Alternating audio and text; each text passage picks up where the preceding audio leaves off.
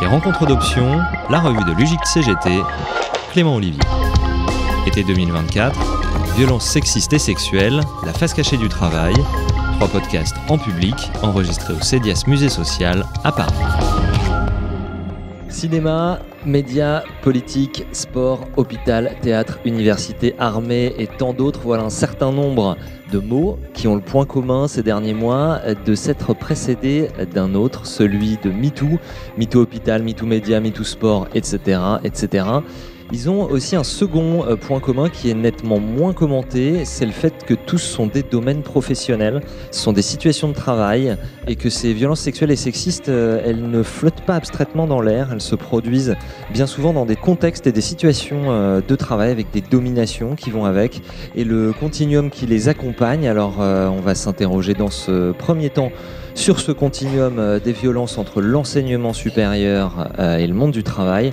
Donc avec une vision large, évidemment, même si on restreint ici ce continuum à l'enseignement supérieur, on le restreint un peu, notre sujet volontairement, puisque le continuum ne se limite pas, bien sûr, à ça. Alors comment les conditions d'études structurent-elles un rapport aux violences sexuelles et sexistes qu'on retrouve ensuite dans le travail, quelle spécificité des professions qualifiées qui pourraient à tort se croire à l'abri de ces questions, quelles intersections aussi avec les violences sexistes hors du travail, mais qui a des conséquences sur lui. Avec nous pour cette première table ronde, Lénaïque Bredou, bonjour. Bonjour. Journaliste à Mediapart, vous êtes responsable éditorial aux questions de genre et vous avez à votre actif des dizaines d'enquêtes depuis des années sur ces sujets. Côté syndical, Maëva Ballon, bonjour. Bonjour. De l'UGIC CGT, dont vous êtes membre du collectif Jeunes Diplômés. Également avec nous, Margot Sivet, bonjour. Bonjour, merci. Chargée de plaidoyer à l'Observatoire des violences sexistes et sexuelles dans l'enseignement supérieur. Pierre Lamblin, à côté de vous, bonjour. Bonjour. Directeur des études de l'APEC, l'association pour l'emploi des cadres. Et puis pour la recherche, Séverine Lemierre, bonjour. Bonjour. Économiste de métier, vous êtes maîtresse de conférences en gestion des ressources humaines à l'UIT Paris Rive de Seine. Merci à vous 5 d'avoir accepté notre invitation. Je voudrais qu'on entre dans ce grand sujet par peut-être la petite porte de l'actualité qui est, je dis petite porte, mais elle n'est pas si petite, elle est justement assez bouillonnante ces dernières semaines et mois. Lénaïque Bredou, des affaires de violences sexuelles et sexistes, de VSS dans les facs de Rennes, de Strasbourg, Toulouse, Bordeaux, Assas, à Paris, pour n'en citer que quelques-unes. Le festival de Cannes traversé par des rumeurs. Vous, ça fait des années que vous travaillez sur ces sujets, que vous publiez des enquêtes, que vous coordonnez aussi des dossiers dans Mediapart. Comment est-ce que vous le voyez, ce moment qu'on traverse ? Merci beaucoup de cette invitation. C'est difficile en fait de pas se tromper, c'est-à-dire de prédire quelque chose et puis on est tous assez facilement démentis.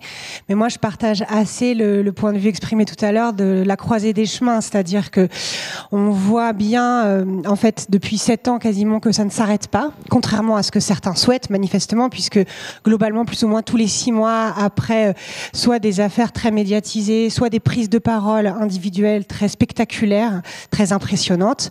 On voit bien la volonté de revenir au monde d'avant dans l'agenda médiatique, dans les discours politiques, enfin à peu près dans plein de milieux, on a comme l'envie que tout revienne comme avant. Et puis tous les 6 mois, je dis 6 mois, c'est tout à fait aléatoire, mais c'est juste pour donner une idée.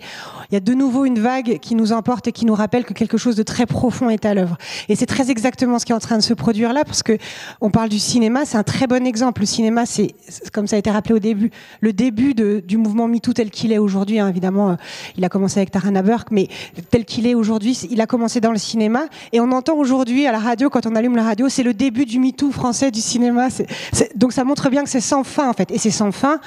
Parce qu'en fait, on a minimisé ce qu'étaient ces violences, on a minimisé leur caractère structurel, à quel point elles sont ancrées dans les rapports sociaux, et évidemment dans les rapports de travail. Et c'est là le cinéma qui témoigne dans le cinéma. C'est pas des femmes qu'on croisait par hasard, des gens, c'est des gens qui ont travaillé sous les ordres des cinéastes et des producteurs qu'elles accusent. Et on parle d'actrices parce que c'est celles qu'on voit le plus, mais nous, dans les enquêtes, on voit énormément de travailleuses du cinéma, de techniciennes, de maquilleuses, de costumières, qui sont celles qui parlent beaucoup, par exemple dans les enquêtes sur Gérald Depardieu qu'a fait ma collègue Marine Turki.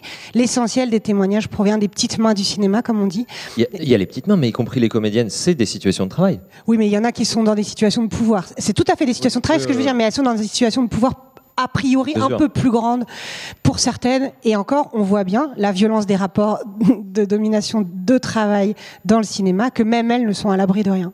Et vous trouvez qu'on se rend assez compte de ce côté travail des violences sexuelles et sexistes, où on aurait peut-être tendance dans le traitement médiatique, ce qu'en garde le grand public, à s'attarder sur les figures un peu célèbres qui sont mises en cause ? Bah oui, bon alors, d'abord le lieu principal des violences c'est la famille, mais ensuite il y a le travail. Donc comme on parle du travail, mais juste rappeler que quand même le lieu principal c'est d'abord la famille. En fait, et tout comme on oublie la famille, c'est-à-dire on oublie que ce sont des rapports de pouvoir et de domination très souvent dans la couverture médiatique, mais médiatique n'est que le reflet de débats politiques, militants, syndicaux, bref, qui a la volonté de dire c'est la mauvaise personne, c'est un mauvais gars, c'est un fou, c'est un malade. Encore cette vision-là est encore très répandue, et l'idée que ce sont des exceptions. Et évidemment parce qu'on révèle aussi des histoires parfois très spectaculaires avec des dizaines et des dizaines de victimes. Heureusement que c'est quand même pas non plus à tous les coins de rue, mais le fait que ces violences soient très répandues et en fait en réalité c'est ça qui est minimisé. Minimiser que c'est dans le travail, que c'est dans la banalité du quotidien, c'est parce qu'en fait on minimise l'ampleur de ces violences et on espère les cantonner à quelques mauvaises personnes dont il faudrait se prémunir dans la société, les exclure et à la limite on serait peinard. Et c'est ça que vient à chaque fois régulièrement questionner à nouveau la valse des témoignages supplémentaires et de ce point de vue-là, ce que racontent les actrices, parce qu'elles ont accès à l'espace public, médiatique, et révélateur de milliers de témoignages qu'on reçoit tous les jours au journal, c'est-à-dire ce qu'elles racontent de la manière dont les violences se sont déroulées, d'à quel moment, de la situation de fragilité dans laquelle elles étaient. En fait, ce qu'elles racontent, c'est vraiment ce que tout le monde raconte. Maëva Ballon, si on s'intéresse à l'enseignement supérieur, les actes sexistes violents, ils concentrent l'attention aujourd'hui et on va y venir évidemment. Mais il faut peut-être d'abord revenir à une discrimination qui est structurelle, qui est que les étudiantes en fait réussissent mieux que les étudiants en moyenne, mais que leurs conditions d'insertion professionnelle, elles sont moins bonnes à la sortie des études. Juste peut-être petit aparté, parce que j'ai une amie dans la salle qui s'appelle Carole Chabu, qui est directrice de la bibliothèque Marguerite Durand, une bibliothèque qui collecte des fonds d'archives, et notamment d'archives de féministes, militantes, y compris à la CGT, qui me disait qu'aujourd'hui on est au musée social, et il y a au début du XXe siècle, le musée social a refusé les archives de la première archiviste du mouvement féministe qui s'appelait Eliska Vincent. Voilà, je trouve que c'est chouette de pouvoir lui rendre hommage. Et merci à Carole qui m'a soufflé cette anecdote. Donc voilà, aujourd'hui on en parle et on parle de ces questions dans ce lieu qui a refusé il y a 100 ans les archives de cette militante qui était une militante de la commune notamment et qui avait beaucoup de documents. Et on est passé finalement à autre chose. Et comme disait Lénaïque Bredou, le dentifrice, il est sorti du tube. On ne peut plus le faire rentrer là. Tout à fait. Non, on ne peut plus. Et il y a une déferlante, notamment dans les universités, en effet. Tu parlais effectivement de violences qui sont structurelles. Et effectivement, les violences à l'université, mais comme ailleurs, elles existent, elles sont structurelles et elles sont massives. Voilà, je veux pas... trop intervenir sur ce que tu vas sûrement dire tout à l'heure, mais une étudiante sur 10 a été victime de violences sexuelles. Ça, c'est l'Observatoire des violences sexistes et sexuelles dans l'enseignement supérieur qui le dit. Une femme sur 2 scientifiques, et quand je dis scientifiques, c'est pas juste les sciences physiques, chimie, etc., puisque les femmes scientifiques, c'est aussi les sciences sociales. Quand on fait de la littérature, on fait aussi de la science, a été victime de harcèlement sexuel au travail. Une femme sur 2, c'est une femme sur 3 en moyenne en général. Donc, en plus, on sait que le milieu universitaire est un milieu particulièrement sexiste et où se joue beaucoup effectivement, de rapports de domination. Ouais. Et tout ce qui est à cheval sur les études et le monde du travail Alors, il y a plusieurs choses. D'abord, la question, faut revenir sur la création des universités. Il faut savoir que les universités ont été créées au Moyen-Âge par les hommes, pour les hommes, en excluant les femmes, et les juifs aussi, mais enfin, voilà, et en excluant particulièrement les femmes. Donc, on a un héritage. Le lien avec le monde du travail, il se fait à plusieurs niveaux. D'abord sur la question de la mixité des filières. On sait aujourd'hui qu'il y a moins de filles dans les filières de physique-chimie, de maths, d'écoles d'ingénieurs, etc. On sait aussi qu'il y a plus de femmes qui sont... il y a moins, quand on monte dans la carrière, les femmes sont de moins en moins présentes. 45% de femmes maîtresses de conférences, il y a plus que 30% de femmes qui sont professeurs d'université. Donc voilà, il y a ce qu'on appelle le plafond de verre qui existe à l'université. Donc un milieu qui est particulièrement sexiste, et puis des pratiques d'enseignement aussi qui malheureusement sont encore inégalitaires. On dit souvent et on entend encore que les femmes sont moins bonnes en maths, que qu'elles vont jamais arriver dans les filières scientifiques parce que elles sont pas suffisamment douées intellectuellement, elles n'ont pas une vision dans l'espace ou ce genre de choses. Et ça, c'est des choses qu'on entend encore aujourd'hui dans les universités, ouais, et qui vont nécessairement avoir un impact pour les jeunes femmes qui vont s'insérer ensuite professionnellement. Et c'est pas anodin que les femmes qui, à l'université, entendent ce genre de choses, dans le monde du travail, après, revivent ce genre de violence. Ouais. C'est un sujet qui va un peu revenir tout au long de cette journée, c'est-à-dire que les professions qualifiées se croient à l'abri de ça. En vocabulaire UGIC, ce seraient les ICTAM, les ingénieurs, cadres, techniciens, agents de maîtrise qui se pensent à l'abri de ça. Vous nous dites que, y compris aussi dans l'université, pas du tout. Margot Sivet, avec l'Observatoire des VSS dans l'enseignement supérieur, vous recensez à la fois des initiatives de lutte, vous faites de la sensibilisation, et puis vous enquêtez avec un baromètre qui vient d'être cité. Celui de 2003 dresse un état des lieux, par exemple, donc comme ça vient d'être dit, une étudiante sur 10 déclare avoir été victime de violences sexuelles dans le supérieur. 2023 pour le baromètre. 2003, on n'était peut-être pas toutes nées. J'ai dit 2003, pardonnez-moi, 2023. Mais non, mais pas de souci. Mais déjà, merci de nous donner la parole sur le sujet. On entend peu parler des étudiantes de manière générale, donc c'est très sympa de nous accueillir sur ce sujet. Et l'Observatoire dresse un état des lieux pour après pouvoir faire du plaidoyer auprès du ministère et des établissements pour qu'il y ait plus de moyens humains, financiers notamment, pour lutter contre ces violences. Quand je parle de violence, je parle de violences sexistes et sexuelles, mais aussi de violences LGBTQIA+, phobes. Nous, ce qu'on constate, c'est qu'il n'y a pas un milieu plus propice qu'un autre au VSS dans l'enseignement supérieur. Tous les établissements, toutes les filières sont concernées, que ce soit le public, le privé, des toutes petites filières comme des grandes. Mais aussi que ces VSS, elles sont systémiques. Et quand on dit systémique, c'est parce qu'il y a une minimisation de la part des directions, qu'il y a peu de dispositifs en place, ou quand ils sont en place, ils sont difficiles d'accès pour les étudiants et étudiantes victimes. Et nous, ce qu'on constate, c'est qu'on a fait 2 enquêtes, une en 2020 et une en 2023. Il y a eu très peu d'évolution en 3 ans, même si aujourd'hui, il y a quand même un plan qui a été mis en place par le ministère pour lutter contre les VSS dans l'enseignement supérieur. Depuis 2021, ça permet des avancées, c'est pas suffisant et on pousse pour que ce soit plus ambitieux.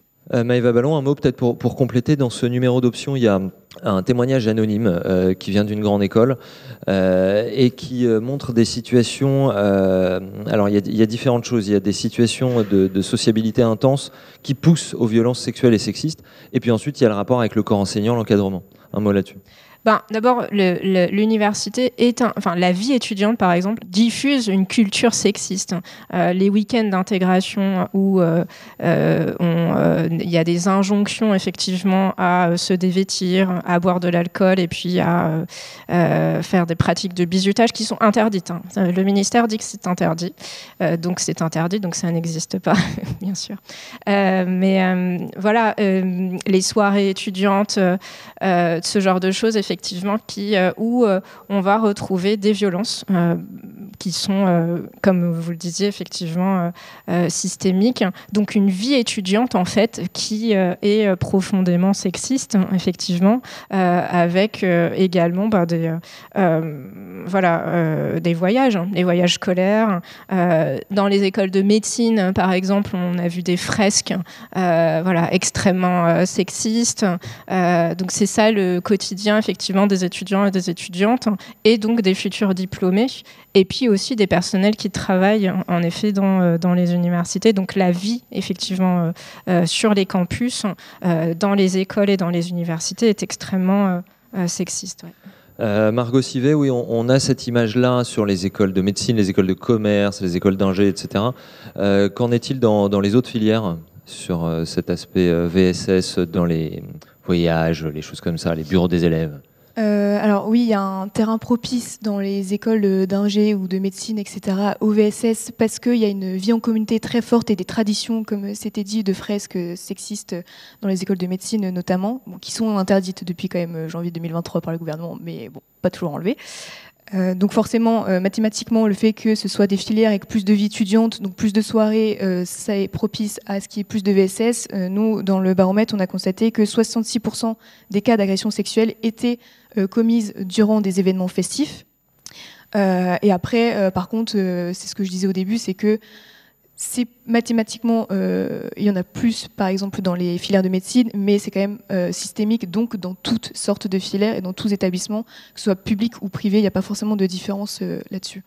Si Pierre Lamblin, on raccorde un peu nos wagons avec le milieu des cadres, vous aussi vous produisez de l'observation et de la donnée. L'APEC, c'est une organisation, un organisme paritaire, donc vous avez une vue assez large. Vous suivez notamment les jeunes diplômés, chez les jeunes, chez les moins jeunes aussi, et peut-être surtout comment il se manifeste le sexisme en entreprise, d'après ce que vous observez. Alors, avant toute chose, je tiens à remercier l'UGICT pour son invitation et aussi pour permettre à l'APEC de s'exprimer sur un sujet extrêmement important, que le sont discrimination, inégalité en entreprise, mais aussi sexisme. D'autant que l'APEC œuvre au quotidien dans ses missions d'intérêt général pour justement combattre toutes ces formes d'inégalité, de discrimination en entreprise, bien sûr de sexisme, mais aussi pour promouvoir la diversité en entreprise. Signaler également que l'APEC a signé la charte des intermédiaires de recrutement aux côtés d'autres acteurs comme France Travail, les cabinets de recrutement bien entendu. On a également contribué au guide pour un entretien sans discrimination, puisque nous-mêmes, nous publions, l'APEC publie les offres d'emploi sur son site, bien entendu en combattant toute forme de discrimination. Donc ce sont des offres qui sont non discriminantes et ouvertes. On a aussi rejoint donc le mouvement contre le sexisme, donc Stop au sexisme ordinaire, tout récemment, qui est piloté par l'association française des managers de la diversité. Et je rajouterais pour compléter que bien sûr nous avons un observatoire qui pilote un certain nombre de travaux, donc à travers ma direction, qui sont pilotés par la direction des données et des études, donc qui permet aussi d'objectiver un certain nombre de choses, de mesurer ce qu'il en est, et de publier régulièrement, et de dire ce qui fâche. Par exemple, c'est assez affligeant de constater que sur un autre sujet qui est le sujet éminemment important des rémunérations, dans une période qu'on a traversée d'hyperinflation, que l'écart de salaire entre les femmes et les hommes est toujours le même, ne s'est pas réduit en l'espace de 10 ans, puisqu'on le mesure régulièrement. Voilà. À combien vous le chiffrez chez les cadres? C'est 7%. Alors, chez les cadres du privé, si on est en écart de salaire médian, on est à 15%. Et si on compare à profil et poste identiques, les cadres masculins gagnent 7% de plus que les cadres, leurs homologues féminins. Et ça n'a pas bougé depuis 10 ans. On est bien à profil et poste identique. Donc voilà, donc c'est pour neutraliser tous les effets de structure possibles, le fait que les femmes ou les hommes sont sous-représentés dans certaines fonctions, dans certains métiers, vous le savez. Et ce, indépendamment de l'index égalité professionnelle, qui est une très bonne chose, qui a été mis en place, mais on voit bien que c'est pas suffisant. Donc il faut aller plus loin. Je rajouterai également que l'APEC en a fait un thème majeur cette année, puisque l'APEC organisera 4 rencontres, au-delà de celle qui s'est tenue le 7 mars dernier, sur ces sujets importants que sont salaire, carrière et sexisme. Donc ces rencontres ont pour objectif de rappeler un certain nombre de constats, voilà, au travers de nos travaux, mais aussi d'autres. Je renvoie une publication très intéressante de l'INSEE en janvier dernier. Donc faire des constats, mais aussi aller sur des pistes de solutions, propositions, justement pour faire évoluer les choses et réduire les écarts. Donc ces rencontres se tiendront en juillet en province et avec une rencontre nationale de conciliation début octobre. Voilà, venons-en sur quelques constats rapides. Oui, je vous en prie. Rapides. Donc sur le sexisme, puisque nous avons interrogé les cadres récemment. Alors on va certainement les réinterroger cette année. Donc là, ce que je vais dire date de 2022, mais c'est récent et je doute que les choses aient fortement évolué dans le bon sens. Puisque interroger sur ce sujet-là, donc le sexisme en entreprise, pour les cadres, 41% des cadres exactement déclaraient avoir été témoins de comportements ou de propos sexistes dans l'entreprise. 41%. Donc témoins au moins de temps en temps en entreprise. Le chiffre est quand même important.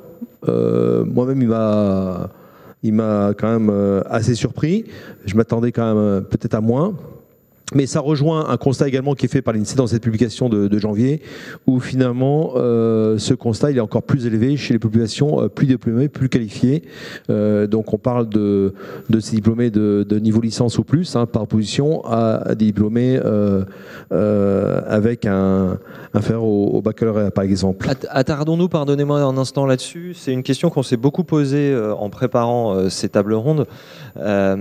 C'est celle du sexisme particulier chez les professions qualifiées. Il y a une étude de l'INSEE qui montrait que plus le niveau de diplôme est élevé, plus le sexisme est cité.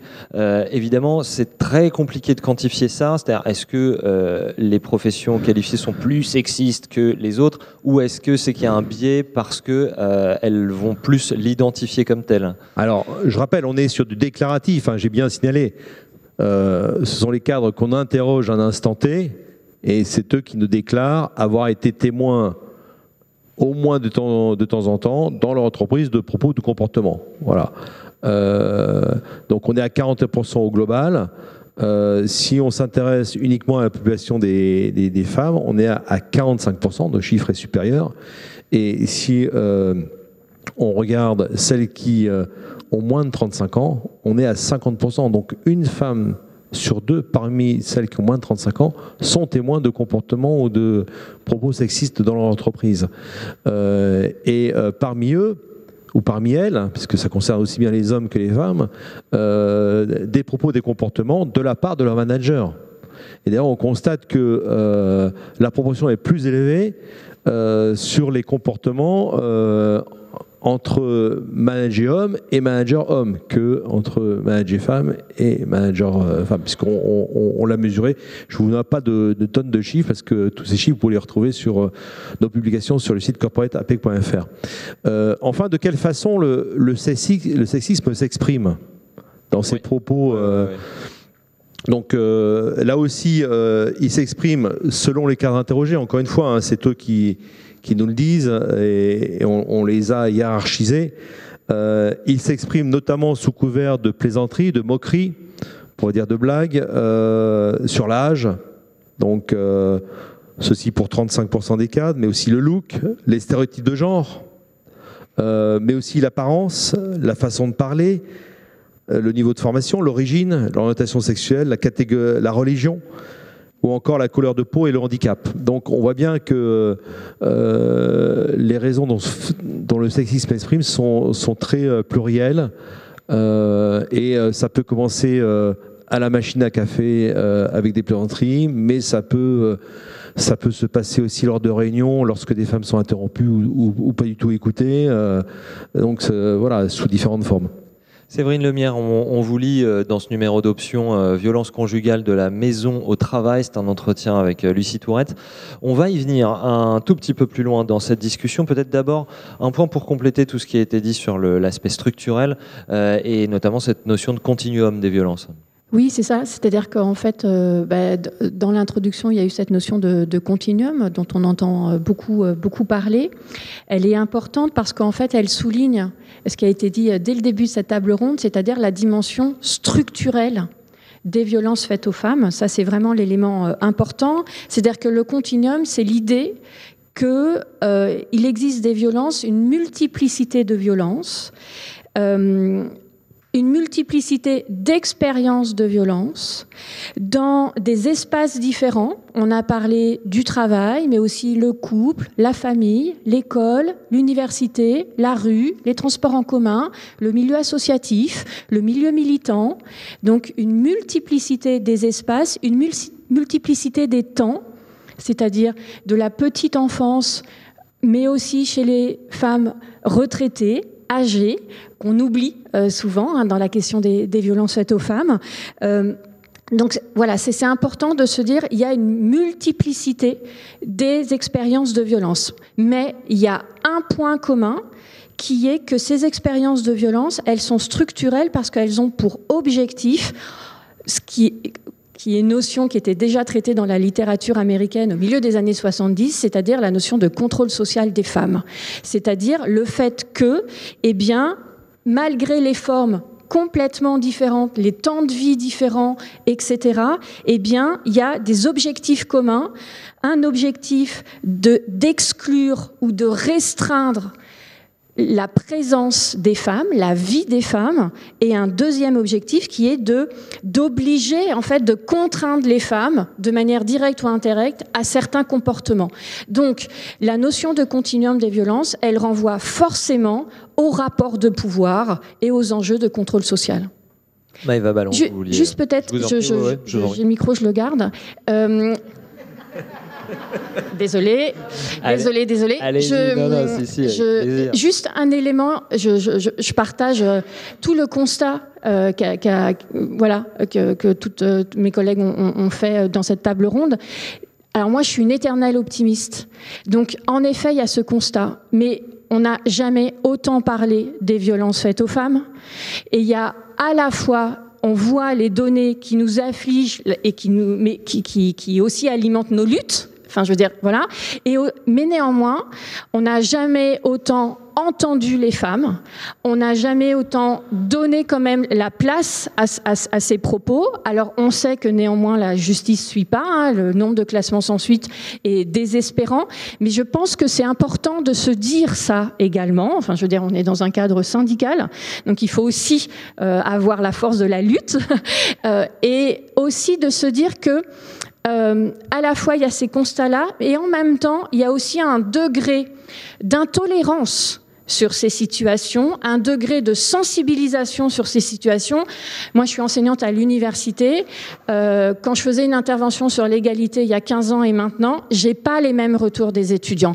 À la fois, parfois très positivement, mais aussi très négativement. On voit le backlash, hein, on le voit aussi. Mais c'est important de se dire ça. Voilà, je voulais juste... Et peut-être d'ailleurs que si on s'intéresse au niveau des idées du débat public, que la force du « on peut plus rien dire », la force de la réaction en face du « on peut plus rien dire », elle témoigne de ça, de la puissance de ce qui se passe. C'est le backlash, c'est-à-dire, d'où le fait qu'il faut rester très... Il faut que nous, on reste en vigilance, en soutien, et que qu'on fasse système entre la recherche, le monde syndical, militant, etc., pour continuer cette lutte-là. Ouais. Maëva Ballon pour compléter. Ouais. Oui, non, c'était pour rebondir sur ce que vous disiez sur la question de la place des femmes cadres dans l'emploi, les étudiantes et notamment travaillent. Une étudiante sur deux travaille pour financer ses études. Les étudiantes sont aussi en stage dans les entreprises. Elles font aussi de l'apprentissage dans les entreprises. Maintenant, elles sont invitées à faire des services civiques. Il se trouve que elles peuvent maintenant désormais faire des stages hors cursus et donc être moins bien encadrées. Et partout dans ces situations-là, malheureusement, elles peuvent aussi vivre des situations de violence. Et on sait que c'est un facteur de vulnérabilité, vous le disiez. La question de l'âge est très importante. Quand on ne connaît pas ses droits, quand on n'a pas appris ce que c'était les ressources humaines ou les représentants du personnel dans une entreprise, parce qu'on est en première année de licence à l'université et qu'on nous demande de faire un stage d'1 mois, on va accepter les situations de violence parce que, à la clé, à la fin, il y a le diplôme, il y a la validation de son année, etc. Et donc, c'est aussi important. En effet, vous le disiez, les managers sont en situation d'encadrer des personnes et des étudiantes, notamment en stage ou en apprentissage.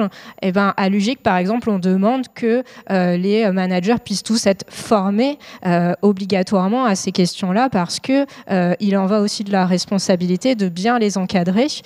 Faut aussi donner des moyens dans les universités aux enseignants et aux enseignantes pour qu'elles puissent et ils puissent bien encadrer leurs étudiants et leurs étudiantes.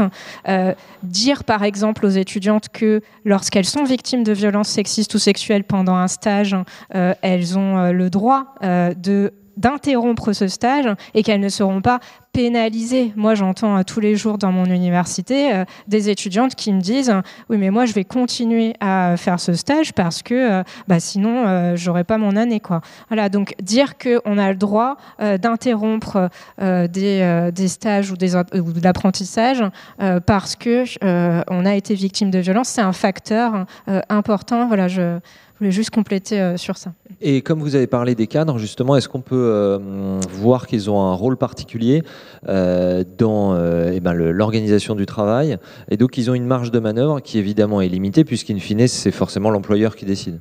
Maëva Ballon, est-ce qu'à l'échelle des cadres, ils peuvent faire quelque chose ? Ah bien sûr, oui, à plein de niveaux différents. D'abord aller se former, évidemment, c'est ce que je disais. Suivre les formations, faire respecter le droit, également. Voilà, des choses assez classiques. Mais aussi agir sur l'organisation du travail, peut-être, c'est ça là-dessus que je voulais vous entendre. Sur des types de management. Oui, par exemple, ne pas demander à sa stagiaire d'aller faire du café, mais de lui donner, par exemple, des bonnes conditions d'apprentissage au sein de l'entreprise. Effectivement, ça peut passer par ça. Ça peut passer aussi par le fait de se syndiquer quand on est cadre et que on a envie de s'engager collectivement. Oui, tout à fait, ouais. Et oui, quand on est cadre, on est salarié. Hein. Margot Sivet, on a parlé de MeToo Hôpital, et effectivement, c'est pas seulement dans le cadre du travail, le MeToo Hôpital, c'est aussi dans le cadre des études, les facs de médecine, les internes, etc. Un mot là-dessus pour... Oui, pour rebondir aussi sur ce qui a été dit, il y a un vrai flou quand on est stagiaire ou alternant vers qui se tourner. Est-ce qu'on a des référents au sein de l'entreprise ? Est-ce qu'on va vers des référents au sein des établissements ? Quand on est stagiaire, il n'y a que l'établissement qui peut gérer les cas de VSS, même si c'est sur le lieu de travail. Par contre, pour les alternants, ça peut être soit l'entreprise, soit l'établissement, ce qui fait que chacun se renvoie la balle et la responsabilité. Donc, il n'y a pas forcément d'accompagnement ou d'écoute de la victime de violence. Et pour rebondir sur les cas de médecine, au vu de la culture des carabins qui est très sexiste, on l'a dit tout à l'heure avec les fresques sexistes, dans l'enseignement ou même dans les stages, il y a cette culture sexiste qui persiste. On peut même jusqu'à enseigner des pratiques qui peuvent être qualifiées d'agression sexuelle sur des patientes. Donc, ça veut dire qu'on forme nos futurs notre futur corps médical, nos étudiants, à commettre des agressions sexuelles ou à minimiser ces cas d'agression. Donc voilà.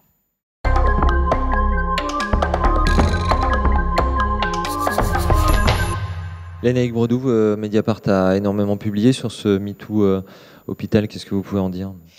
Moi, ce que je trouve très intéressant, c'est vrai, sur l'hôpital et sur la médecine en général, sur l'hôpital, dans le soin, comme dans l'université, et c'est une source d'espoir. C'est-à-dire qu'en fait, il y a une responsabilité des institutions qui encadrent les étudiants ou les professionnels de santé. C'est-à-dire, c'est pas juste des gens qui font des bêtises, c'est des gens qu'on autorise à faire ça, à commettre des délits, des crimes, des agressions, etc. Et c'est exactement ça que raconte, si on prend l'exemple des fresques, donc effectivement interdites, et qui ne sont toujours pas enlevées, au vu et au su de tout le monde, et avec l'accord des universités, avec l'accord de beaucoup de médecins qui défendent que quand même, tout ça, c'est quand même bien gentil. Bon, bref. Donc ça veut dire qu'il y a un levier, ça veut dire que si on oblige les institutions à changer, à appliquer la loi, à appliquer le droit, alors la situation serait différente. Et que on n'est pas juste face à une fatalité ou une immense montagne qu'on pourrait pas gravir. Ça, c'est une chose. Et l'autre chose, c'est pareil dans le cas de la médecine. Ce qui est très intéressant, c'est qu'il y a une institution qui a organisé, facilité l'impunité, ce sont les conseils de l'ordre, c'est-à-dire la régulation, l'autorégulation de la profession médicale. Et nous, toutes les enquêtes qu'on a publiées, c'est notamment une journaliste qui s'appelle Cécile Debarge, qui a travaillé pendant 2 ans sur toutes les données du conseil, des différents conseils de l'ordre et notamment les procédures d'appel qui arrivent devant le Conseil national de l'ordre. C'est hallucinant. C'est-à-dire que pendant très longtemps, il y a des procédures qui sont interminables, où ils ne donnent jamais de sanctions. Ils finissent parce qu'ils attendent une procédure pénale hypothétique, procédure qu'on retrouve exactement à l'université. Pareil, on retrouve des choses similaires à l'université. Mais donc ils attendent une éventuelle sanction pénale, et là tout d'un coup ils se rendent compte qu'en fait il y a une sanction pénale, donc une peine de prononcer, parfois une peine de prison quand même, donc une peine grave, lourde, et là tout d'un coup ils se disent peut-être qu'on devrait arrêter de l'autoriser à exercer. Non mais vraiment c'est des situations qui existent aujourd'hui, qui sont en cours.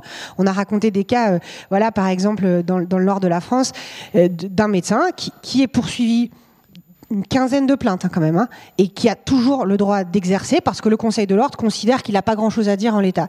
Donc c'est vraiment, pour prendre des exemples très spectaculaires, on le voit aussi par exemple sur une sorte de tourisme médical, c'est-à-dire quand un médecin est condamné dans un pays européen, il vient travailler dans un autre, et puis continue comme ça, alors que normalement il y a une obligation de signalement, mais que les Conseils de l'ordre, de la même façon, ne font pas.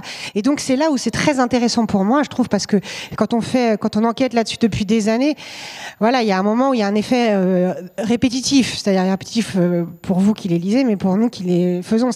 Et en fait, c'est là où il y a toujours quelque chose pour moi, ce qu'on essaye de faire et ce qui nous guide, c'est précisément de documenter en quoi les institutions politiques, syndicales, médiatiques, professionnelles contribuent à cette impunité et contribuent à ces violences sexistes et sexuelles structurelles. Et précisément, la santé, c'est un excellent exemple.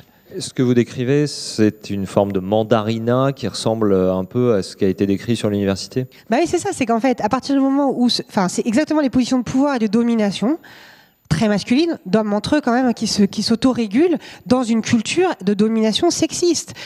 Et bon, les professions médicales, c'est presque le plus spectaculaire.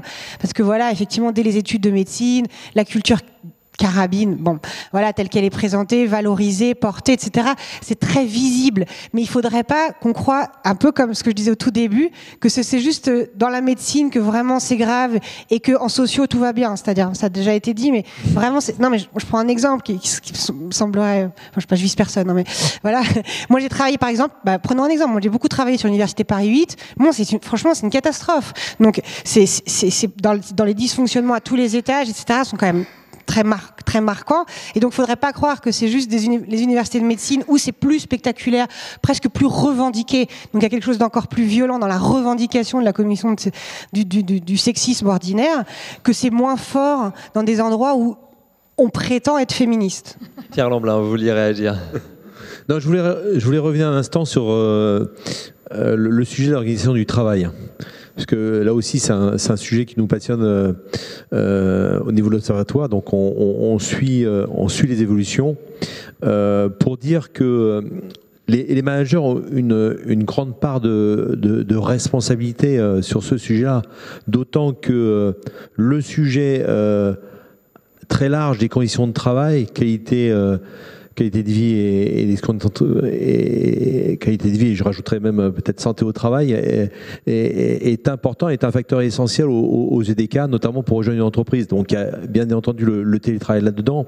Pour dire autrement que les managers doivent être extrêmement vigilants, notamment dans un contexte où le télétravail s'est généralisé, donc en moyenne 2 jours par semaine, je le rappelle, chez les cadres, être vigilant, à être disponible à l'écoute des cadres managers, quel que soit leur genre, qu'ils soient un homme ou une femme.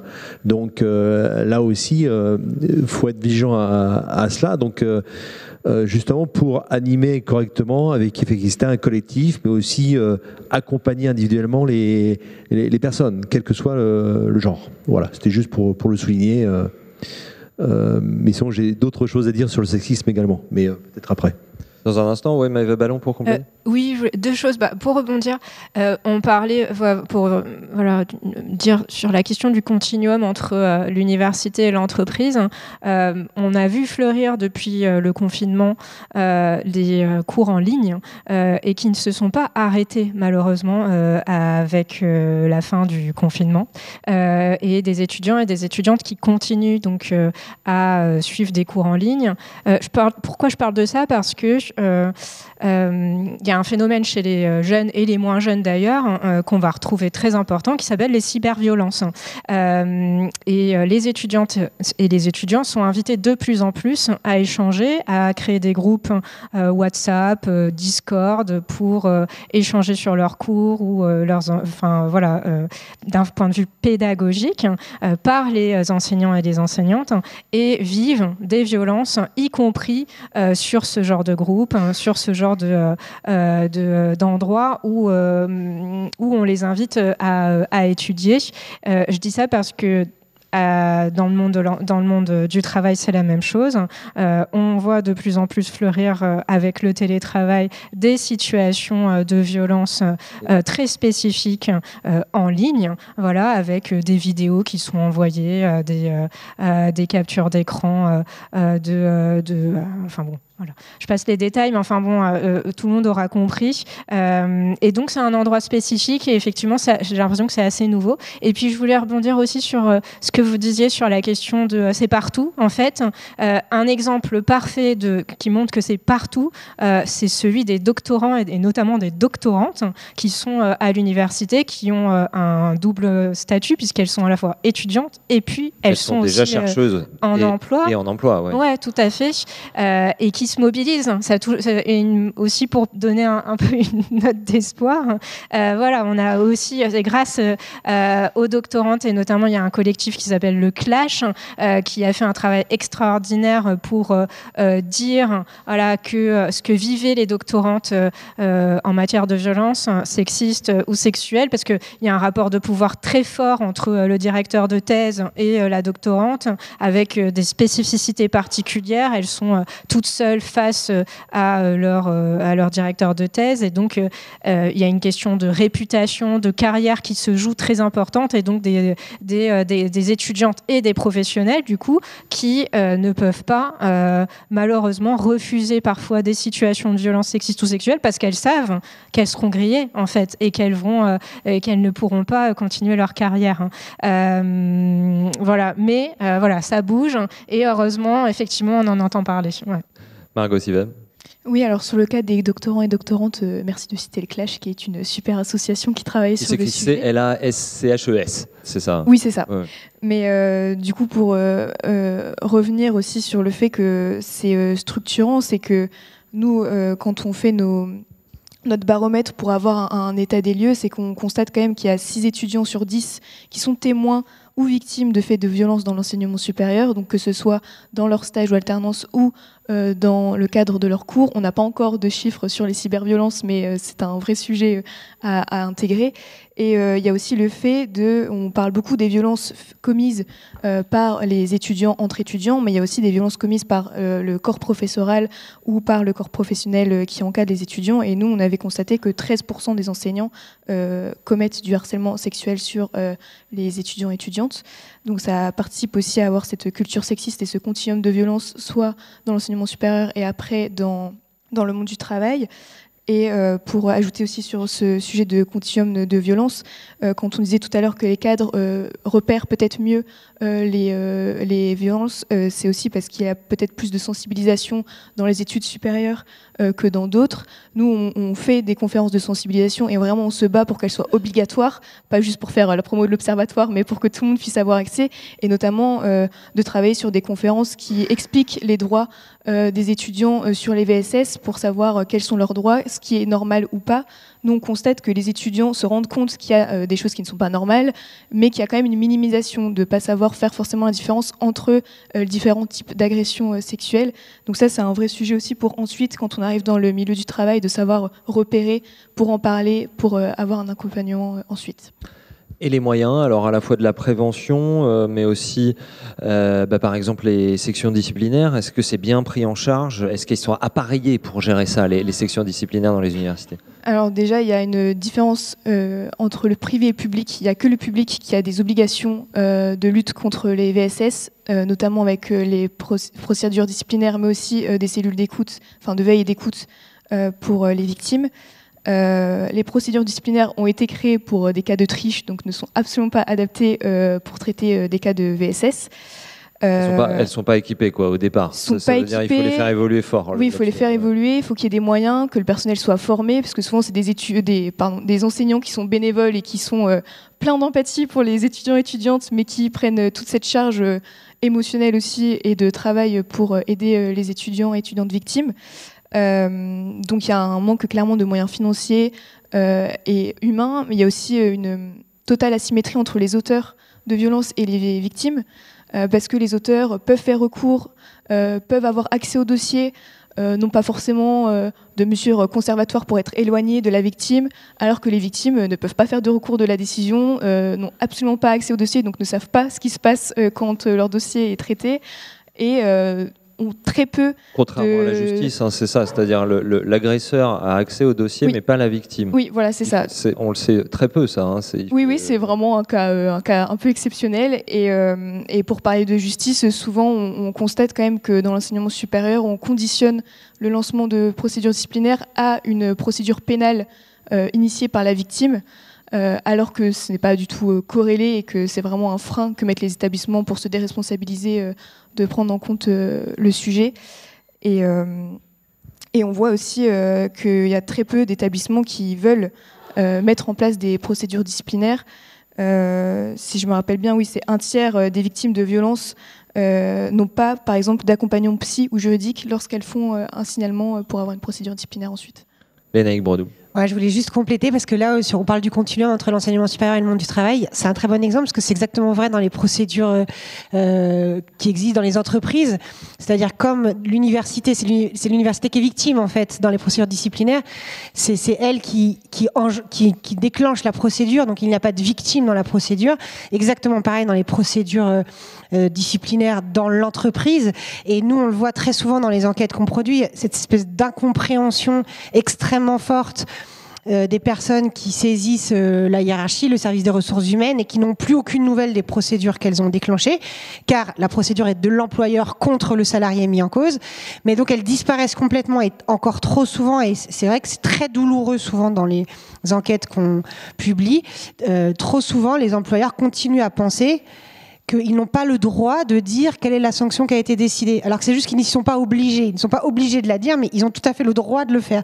Et encore aujourd'hui, c'est un point que je trouve important parce que ça montre une espèce de truc avec des pincettes, comme s'il fallait pas le dire, alors que ça pose aucune difficulté de pouvoir prévenir les personnes concernées, exactement comme à l'université où en fait on peut tout à fait prévenir les personnes concernées du suivi de la décision qui d'ailleurs bien souvent est affichée dans les murs de l'université ensuite.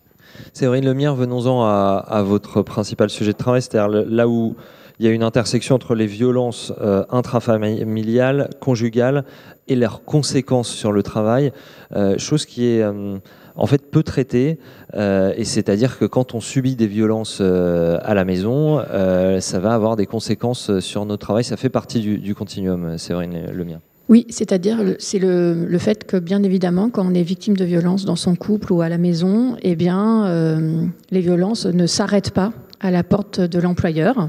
Et donc madame, je dis madame parce que c'est en grande majorité madame, eh bien arrive au travail et continue en fait à vivre ces violences-là au travail. Alors les conséquences professionnelles, elles sont multiples. C'est-à-dire que les victimes de violences conjugales, eh bien, elles vont être épuisées physiquement, psychologiquement, donc elles vont avoir du mal à assumer leur charge de travail, ce qui veut dire que ça va se voir sur des erreurs, sur une baisse de productivité, sur une professionnelle qui va commencer à être entre guillemets moins professionnelle. Donc les managers peuvent le voir.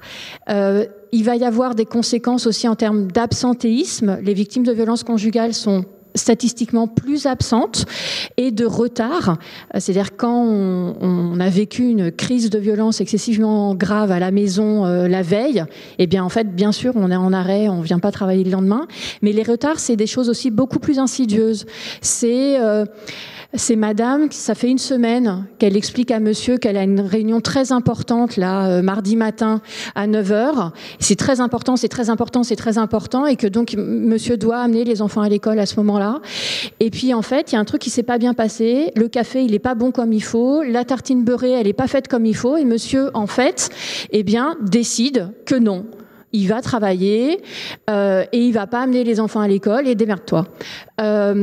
Voilà, il s'est levé de mauvaise humeur et il ferme la porte, etc. Donc ça va être des baisses de productivité, des absences, des retards, mais ça va être aussi, par exemple, une professionnelle qui va être dans l'incapacité à faire face aux demandes de flexibilité de son employeur, c'est-à-dire que partir en déplacement, c'est pas possible parce que madame n'est pas autorisée à dormir à l'extérieur de chez elle. Ça veut dire aussi rester un quart d'heure de plus pour finir un dossier, c'est pas possible parce que monsieur appelle à 17h53 pour vérifier qu'elle est bien sur le quai du RER et puis après il va appeler à 18h32 pas sur le portable mais sur le fixe de la maison pour bien vérifier qu'elle est à la maison. Voilà, donc c'est forcément tout ça va avoir des conséquences. Ça envahit le travail quoi.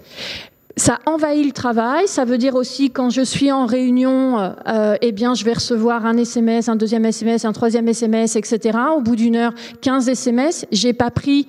Donc vous imaginez comment je gère ma réunion pendant ce temps-là. Monsieur s'énerve, donc commence à appeler le fixe du bureau. Vu que je suis pas au bureau, personne prend. Donc il va appeler ma collègue, il va appeler ma responsable et je sors de la réunion et on me dit au fait. Ton mari te cherche, je pense que c'est vachement important. Voilà, c'est cette présence-là. Et puis, bien sûr, et je ne parle pas des lieux de travail ouverts, c'est-à-dire les lieux de travail où on travaille dans un grand magasin, d'accord, où on est caissière et monsieur passe à la caisse 10 fois dans la matinée.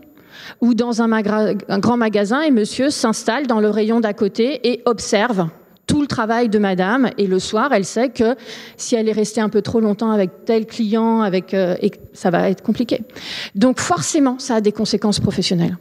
Et alors le télétravail, par exemple, on en avait parlé il y a 1 an et demi dans les rencontres d'options et c'est dans le journal, le fait que si on est en télétravail et qu'on est victime de violences conjugales, intrafamiliales, on se retrouve à travailler sur le lieu même des violences. Exactement. Donc le télétravail, en fait, ça va être un facteur aggravant, ça augmente les risques. Alors, ça augmente les risques de plein de façons différentes. Ça veut dire que ça va augmenter l'emprise. D'accord ? C'est-à-dire que monsieur, c'est encore plus facile pour lui de maintenir son emprise vu que madame est là dans la pièce d'à côté.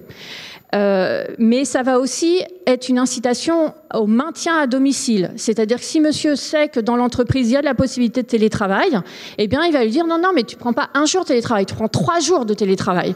D'accord ? Ça maintient l'emprise.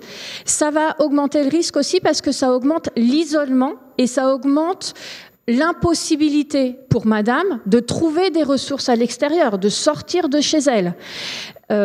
Et donc, ça réduit les possibilités d'alerter, de trouver des ressources, etc. Donc forcément, c'est un facteur très aggravant. C'est un facteur qui engage l'employeur, d'accord ? C'est-à-dire que pendant le télétravail, il y a un incident, il y a un accident, c'est un accident du travail. Donc ça, c'est quand même très important. Il y a plein de leviers, il y a plein d'entreprises il y a plein de choses à faire. C'est-à-dire que c'est pas parce que ça se passe à la maison que l'employeur a pas plein de possibilités. Et le travail, en fait, sur lequel je m'investis, c'est le fait de dire, en fait, le monde du travail a plein de leviers possibles pour ces victimes-là. C'est-à-dire que le lieu du travail est un lieu ressource, et même en situation de télétravail. Je voulais vous poser cette question, justement, quelle ressource peut représenter le travail ? Ça, c'est un sujet classique du féminisme, l'autonomie des femmes par le travail. Oui, en fait, quand c'est pas en télétravail, globalement, madame sort de chez elle, donc sort du lieu d'emprise principal pendant plusieurs heures dans la journée. D'accord ? Donc potentiellement, on se dit, c'est évident, ça peut être un lieu ressource. Néanmoins, pour que ce soit un lieu ressource, il faut que l'employeur s'engage. Et ça, c'est très, très important. On ne peut pas compter sur une forme de solidarité entre collègues qui serait tout le monde un peu autoresponsable et témoin de tout le monde. En fait, non. L'objectif, c'est que l'employeur s'engage. Alors, c'est des nouveaux sujets d'engagement chez les employeurs, même si c'est des vieux sujets. C'est-à-dire qu'en fait, les violences conjugales, elles ont toujours existé en entreprise. C'est pas parce qu'aujourd'hui, on met des nouvelles lunettes et on voit un peu mieux ça. Ça a toujours existé. Il n'y a aucune raison. On estime en gros une femme sur 10 victime de violences conjugales. Il n'y a aucune raison que nos sphères professionnelles, nos sphères amicales, nos sphères syndicales échappent à cette donnée statistique. Alors, comment elles peuvent agir ? Alors, vous avez des entreprises qui, de plus en plus, intègrent la notion de violence conjugale dans leur accord collectif égalité professionnelle, c'est-à-dire dans le chapitre sur violence sexuelle au travail, il y a un autre chapitre sur violence conjugale. Puis après, il y a plein de choses. Je peux changer le numéro de téléphone professionnel de madame. Ça va limite changer le mail de madame. Ça, vous voyez, c'est des choses toutes simples. Je peux... Si je suis dans une entreprise où il y a des véhicules de fonction, je peux prêter un véhicule de fonction pour sécuriser, par exemple, le trajet entre le domicile et le travail, qui est un haut lieu de violence. Je peux m'assurer que le salaire de madame tombe bien sur un compte en banque où elle a accès. D'accord ? Je peux l'accompagner dans le changement de compte en banque. Je peux, au lieu de verser ma prime de 13e mois habituellement en novembre, madame, elle a besoin d'argent en mars, je peux avancer le versement de cette prime. Je peux financer des nuitées d'appart-hôtel. Parce que je le fais pour la mobilité de mes cadres. Pourquoi j'ouvre pas le dispositif ? Je peux ouvrir un dossier avec Action Logement. En fait, il y a énormément de leviers. Bien sûr, il y a des leviers d'aide financière, soit par le CSE, soit en direct. D'accord ? Moi, j'ai beaucoup travaillé avec EDF. EDF en fait, ils avaient un dispositif d'aide exceptionnelle en cas d'extrême urgence, en fait, quand il y avait des éléments très urgents, une tornade, une inondation. Et ils se sont dit, en cas d'extrême urgence, c'est hyper important, on ouvre le dispositif. Donc l'idée, c'est pas forcément de créer des nouvelles usines à gaz, c'est le fait que dans les entreprises, alors il y a un biais, dans les grosses entreprises principalement, il y a déjà plein de dispositifs RH et sociaux, on l'ouvre à un nouveau public cible. La question parfois qui se pose, quand on travaille sur ces sujets-là avec les employeurs, c'est que vous pouvez avoir certains employeurs qui se disent « OK, mais quand même, c'est des dispositifs en plus. Vous voyez, par exemple, j'accède à un changement de poste. » D'accord, pour protéger madame. Peut-être que ça fait 2 ans que j'ai plein de collègues qui attendent le changement de poste. Donc comment moi je gère en tant que manager, en tant que RH, le fait que c'est madame qui passe avant les autres ? J'entends. Se pose la question parfois donc de la preuve. Et donc là, il y a des éléments assez simples. Dans les grandes entreprises, il y a des réseaux d'assistantes sociales. Donc on peut rentrer éventuellement dans le dispositif en fait d'aide par une assistante sociale qui dit oui, ça serait utile à madame d'accéder à tel ou tel dispositif. Ou aussi, on peut nouer un partenariat avec des associations extérieures. Il y en a partout sur le territoire.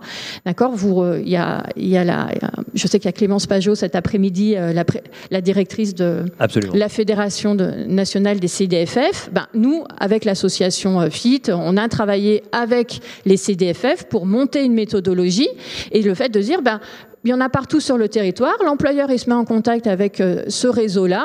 Et la travailleuse sociale de ce réseau, elle dit, oui, madame, bien victime de violence, elle aurait besoin de ci, de ça. Oui, parce que vous êtes vous-même président d'une association qui accueille des femmes, Séverine Lemierre. Oui, j'ai commencé à travailler sur ce sujet-là avec une double casquette, c'est-à-dire je travaillais, je vois Rachel qui est juste en face de moi, je travaillais sur les questions d'égalité professionnelle et salariale entre femmes et hommes, et puis parallèlement à ça, je suis présidente d'une association qui s'appelle FIT, Une femme, un toit, et qui accompagne et héberge des très très jeunes femmes, donc moins de 25 ans, donc on peut être aussi un lieu ressource pour les étudiantes victimes de violences. Et donc c'est aussi cette double casquette on voit dans l'association tous les jours à quel point les violences subies, et les jeunes femmes sont les premières concernées par les violences subies, ça a des conséquences sur des arrêts d'études, ça a des conséquences sur des choix professionnels, etc. Donc c'est aussi comme ça que je suis arrivée à ce sujet.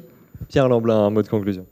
Oui, je voulais juste revenir sur le sexisme en entreprise pour dire que au-delà de ce que j'ai pu dire, au-delà de ce qui a été dit sur ce qui se passe dans le monde de l'enseignement supérieur, mais aussi dans les propos, les comportements qui sont tenus en entreprise, le sexisme aussi commence dès l'embauche et lors du processus de recrutement. Juste 2 chiffres pour l'objectiver, puisque les femmes sont plus nombreuses que les hommes à constater qu'elles ont le sentiment d'avoir été pénalisées lors du processus de recrutement en raison de leur sexe, mais aussi de leur âge. Donc il y a une nette différence entre la perception qu'ont les femmes et les hommes, puisqu'elles sont sur la question du sexe, 24% des femmes contre 4% des hommes. Voilà.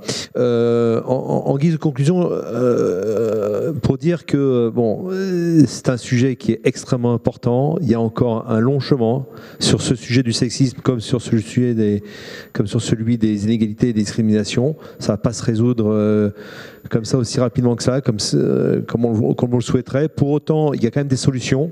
Ça a été dit, ça passe par la formation, par de la sensibilisation, du corps managérial, bien évidemment, c'est les premiers concernés.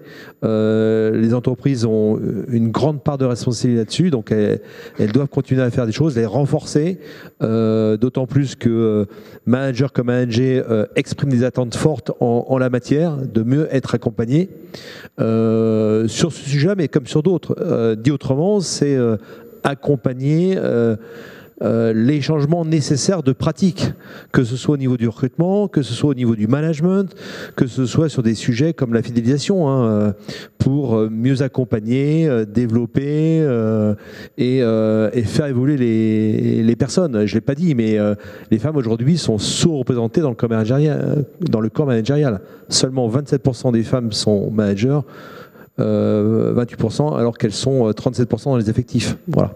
Maëva Ballon, vous vouliez compléter tout à l'heure ce qui était dit par Séverine Lemierre, et puis un mot de conclusion. Oui, compléter sur la question des droits en fait et de ce qui est accordé en fait aux femmes lorsqu'elles sont victimes de violences. Par exemple, à la CGT, ce qu'on demande, c'est que des femmes qui déclarent, qui signalent avoir été victimes de violences, puissent bénéficier de congés particuliers, pour pouvoir faire leur démarche, parce qu'en fait c'est très compliqué quand on est victime de violence de ne pas d'avoir le temps de pouvoir partir de chez soi, s'organiser, s'enfuir, aller chercher ses enfants à l'école et puis partir. Donc des droits à congé, c'est quelque chose qui est extrêmement important.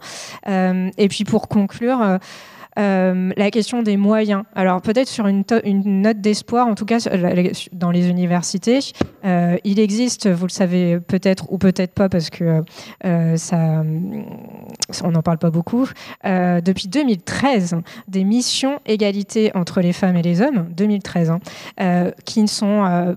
qui ont pendant été des années sous-dotées, donc c'est-à-dire qu'il existait des missions égalité femmes-hommes, mais qui n'avaient pas d'obligation d'avoir de moyens, donc on pouvait avoir des missions, mais pas de personnel en face. Depuis quelques années, ça change. Il y a des personnels dans les universités, dans les écoles qui sont dédiés à ces questions d'égalité entre les femmes et les hommes, et plus généralement d'égalité tout court. C'est aussi des personnels qui sont donc des personnels administratifs qui sont des jeunes diplômés. Je vous le dis parce que moi j'ai beaucoup de collègues qui m'en parlent, qui sont recrutés en CDD sur des contrats très courts, qui pourtant sont extrêmement qualifiés et qui entendent tous les jours des situations très compliquées et à qui on demande de faire beaucoup de choses. Donc il y a des moyens qui existent, mais il faut encore qu'on élève les moyens qui peuvent exister pour faire en sorte que de mieux protéger les étudiantes et les personnels sur les universités. Autre élément, c'est faire en sorte, à la CGT, on demande par exemple que dans les universités, les questions de protection fonctionnelle soient accordées aux femmes. Trop souvent encore, que ce soit chez les personnels ou les étudiantes, pour les personnels, lorsqu'elles signalent une situation de violence, on ne leur accorde pas ce droit, qui est un droit quand même fondamental de prise en charge de leurs frais juridiques, frais médicaux, etc. Une note d'espoir par contre, c'est que dans beaucoup d'établissements maintenant se mettent en place des partenariats effectivement avec les centres d'information aux droits des femmes et des familles pour faire de l'accompagnement juridique, et ça c'est important parce que on peut aussi avoir envie de porter plainte ou de pas porter plainte, mais dans tous les cas pouvoir avoir un endroit où on peut déposer sa situation et avoir des conseils importants.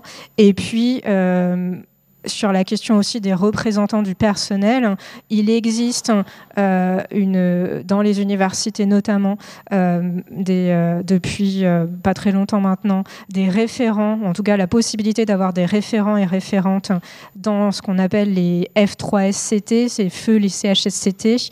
Ils sont pas tous et toutes nommées et pas tous et toutes formés. Pour autant, c'est des leviers importants pour permettre d'aider les personnels dans ces situations. Donc plus de référents et référentes qui soient nommés, ça c'est aussi un élément important. Margot Sivan. Oui, merci. Pour compléter ce qui vient d'être dit, nous déjà on constate que la parole a toujours été libérée et on promeut plutôt une libération de l'écoute. Donc c'est un moment important, on voit que médiatiquement on écoute les étudiants et étudiantes, on écoute les actrices, le MeToo Hôpital, on en entend parler même si j'ai l'impression que ça retombe un peu. Mais donc nous on promeut vraiment la libération de l'écoute. L'écoute c'est bien, on veut surtout plus de moyens qui soient financiers, humains, de respecter les obligations dans les établissements comme ce qui vient d'être dit. De faire beaucoup plus de prévention pour les étudiants et étudiantes, pour éviter qu'entre étudiants et étudiantes, il y ait des violences qui soient commises, mais aussi pour que tout le monde soit au courant de ses droits et de ce qui est normal ou pas, d'avoir plus de visibilité et de transparence sur les dispositifs mis en place, notamment pour y avoir accès, qui parfois est compliqué, même s'il y a des dispositifs en place, les victimes n'y vont pas parce qu'elles n'en ont pas connaissance. Et je voudrais juste conclure sur le fait qu'on parle beaucoup de VSS, donc violences sexistes et sexuelles, mais qu'en tout cas pour l'enseignement supérieur, les LGBTQIA+ phobies sont très minimisées. Il y a beaucoup moins de moyens. Alors déjà, il n'y a pas énormément de moyens pour les VSS, mais pour les LGBTQIA+ phobies, il y en a encore moins. Et pour appuyer sur un dernier point, le fait que ces violences sont systémiques, pour l'instant, les établissements ne veulent toujours pas reconnaître administrativement les personnes trans. C'est un vrai sujet et c'est quand même pas très compliqué à mettre en place. Donc voilà. Séverine Lemierre. Oui, c'était juste pour réagir parce que, en effet, on demande à de plus en plus de personnes, en fait, d'accompagner et d'avoir une vigilance, d'être aux aguets aussi de toutes ces questions de violences faites aux femmes. Et je pense que c'est très important de souligner le besoin de formation. C'est pas cette écoute-là, elle est pas simple. C'est une écoute qui est risquée, c'est une écoute qui est difficile. Toutes nos associations, en fait, on a des professionnels, ce sont des personnes formées, donc du jour au lendemain, on ne devient pas écoutante, accompagnatrice, accompagnateur, etc. Donc, je pense que ça, c'est très important de reconnaître l'expertise de ce travail-là, le besoin de formation, et puis au-delà de ça, le fait que ces personnes, quel que soit le milieu, dans l'entreprise, dans le milieu syndical, dans le milieu associatif, à l'université, etc., ont besoin aussi de ce qu'on appelle l'analyse de la pratique dans le travail social. Il y en a pas assez, c'est fondamental. Il y a des risques psychosociaux spécifiques à cette écoute de violences faites aux femmes. Donc ça, je veux vraiment insister parce que je trouve que c'est très important et c'est vraiment minimisé. Et minimiser ça, c'est minimiser le caractère professionnel de ce travail et l'expertise sur ces questions-là. Lénaïque Bredoux, un mot de conclusion. Quand on a préparé ces tables rondes, il se trouve qu'on a eu très peu de réponses positives d'hommes. Et c'est un peu à double tranchant. C'est-à-dire, côté pile, c'est au moins ça permet de ne pas avoir des hommes qui expliquent ce que c'est que le féminisme à des femmes. Côté face, c'était ah oui, mais du coup, il y en a peu qui travaillent là-dessus.